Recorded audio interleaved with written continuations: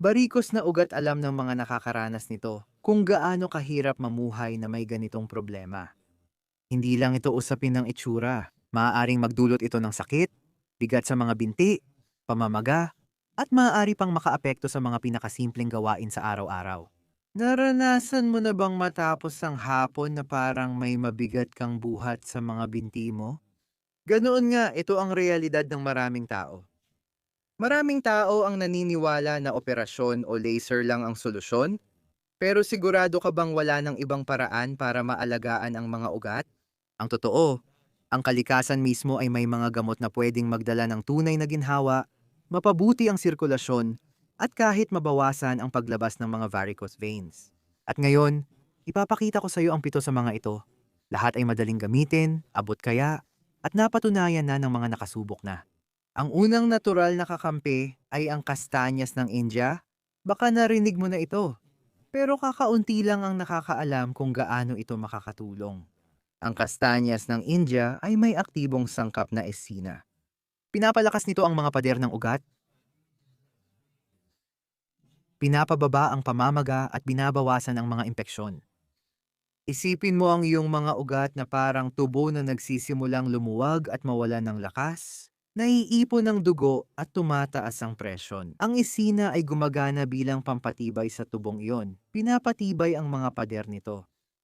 Ipinapakita ng mga pag-aaral na ang uminom ng katas ng kastanyas ng India ay nakaranas ng mas kaunting sakit at magaang pakiramdam sa binti. Matapos ang ilang linggo, may ginang na dati hirap sa namamagang binti ang nagsabi sa akin na matapos ang isang buwang paggamit ng kastanyas ng India na kapsula, kaya na niyang maglakad sa palengke nang walang matinding bigat.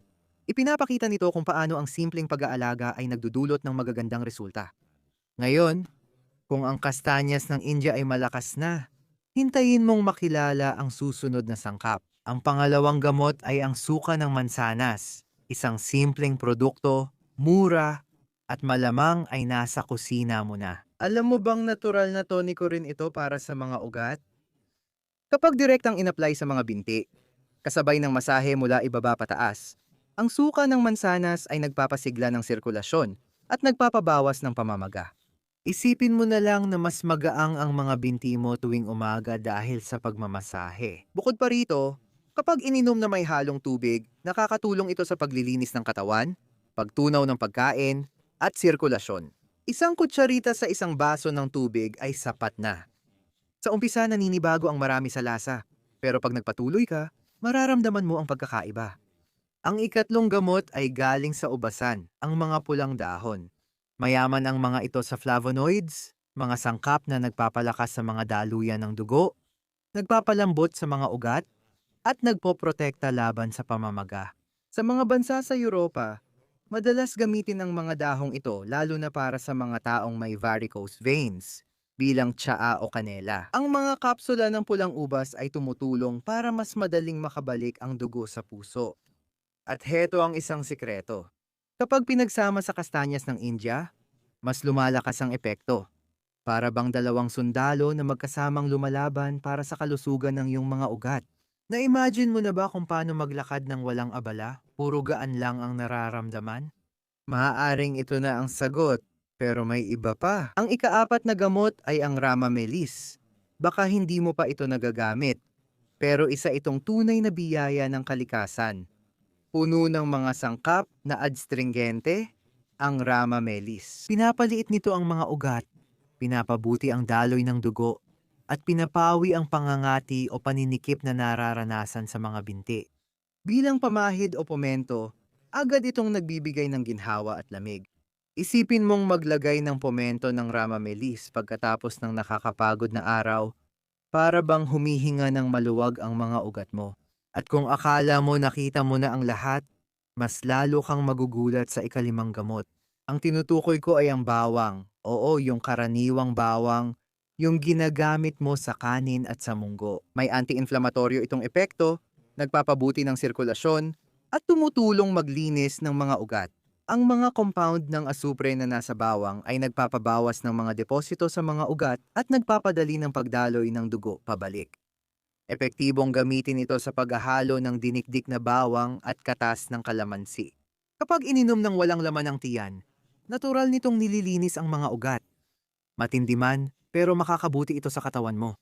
Ilang beses mo na bang narinig na maganda ang bawang para sa puso? O nga, malaking kaibigan din ito laban sa varicose veins.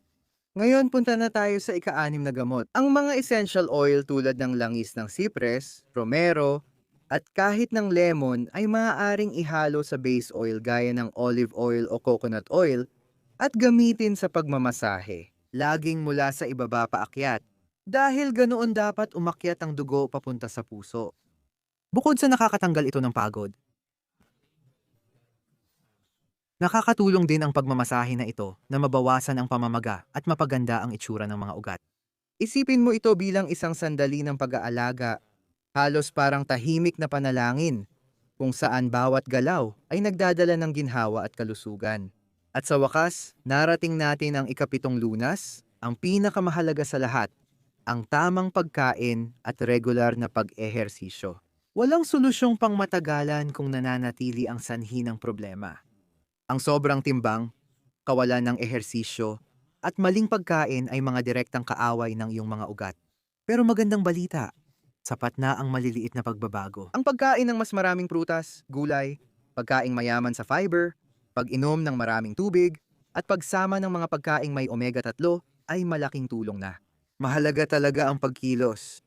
Ang paglalakad ng 15 o 20 minuto bawat araw ay malaki na ang nagagawa.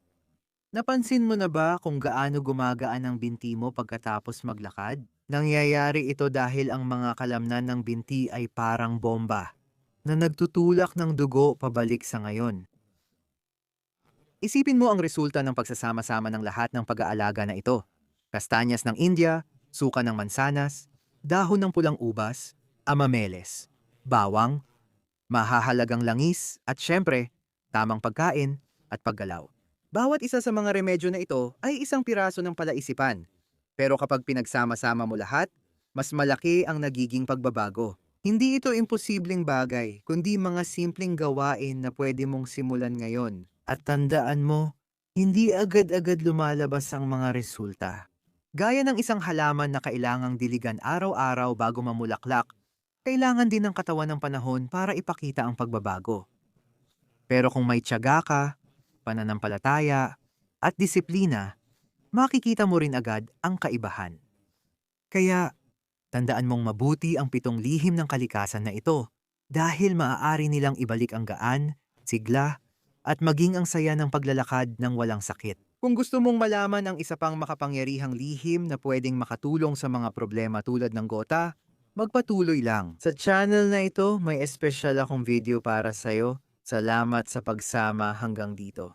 Kung nakatulong sa iyo ang video, mag-subscribe, i-activate ang notifications, at i-share sa mga mahal mo. Sa ganitong paraan, mas makikilala ng marami ang halamang gamot at mapapangalagaan ang kalusugan sa natural na paraan. Pagpalain ka ng Diyos at pamilya mo, magkita tayo sa susunod na video.